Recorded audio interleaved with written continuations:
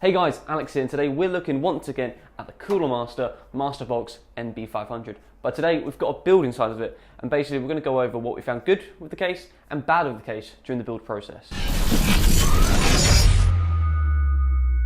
A positive about this case is the gap between the side panel and the side of the case.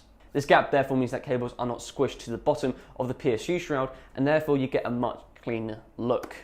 Cables are therefore not tangled together and do not make a mess, which is a positive in case you have an issue with your PC. The 15 to 23mm gap behind the motherboard tray allows cables to freely move where they need to be, therefore creating a much cleaner look and therefore a much more simple cable management system. The control box that came with the case was very handy, considering the fact that our motherboard does not have a header to support RGB lights. This therefore meant we had to find another solution to power RGB lights on our fans. We therefore chose the reset button as in our opinion it is the least used button on the front I/O. Therefore, whenever you press the reset button, the colour of your lights change. Looking at the side of the case, you can clearly see the space available with the case. The case allows graphics cards to a length of about 400mm, as you can see due to the space free there. There's also space below the graphics card if you wanted to do a dual SLI setup. The case includes two dust filters located at the front and bottom of the case, where the PSU is located. This allows for easy cleaning and the removal of dust, with dust affecting your performance by getting clogged up in any of your items in your computer, for example in your PSU fan, which will therefore not help with performance. The front of the case is very different to Cooler Master's usual ideas, something you may be interested in depending on your fancy.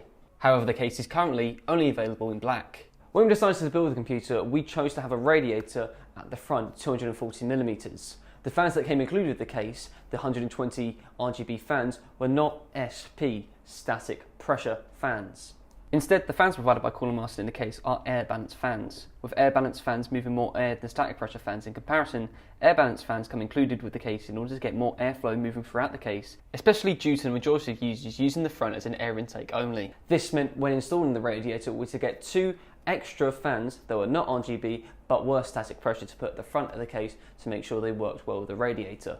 Most all-in-one radiators do come with fans to take full advantage of the radiator. There's a lot of debate of where to put your radiator. We decided we really wanted it at the top, but because we couldn't install it at the top, we had to therefore put it at the front. This is due to the case not supporting a radiator at the top of the case. However, a 120mm radiator can be installed onto the back, in addition to support for a radiator up to 360mm at the front. The top of the case only has support for two 120mm fans. You install the static pressure fans through the front by removing the front part of the case and installing them through there.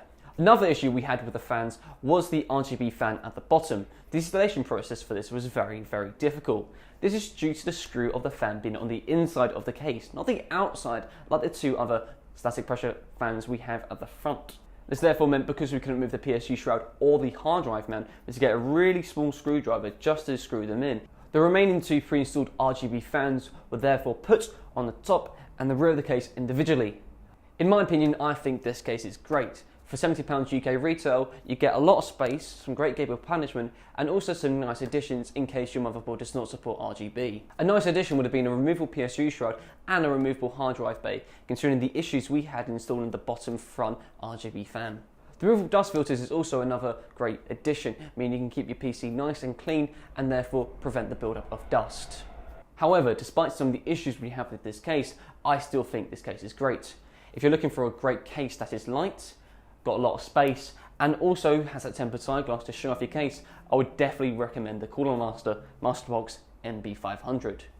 Anyway, that's all for today's video. If you have not seen an unboxing of the Cooler Master Box MB500, click somewhere around here. If you're looking for more videos, again, click somewhere around here. If you're looking to subscribe to the channel, click somewhere on the case. Anyway, I've been Alex. Enjoy the rest of your day, and I'll see you in the next video. Goodbye.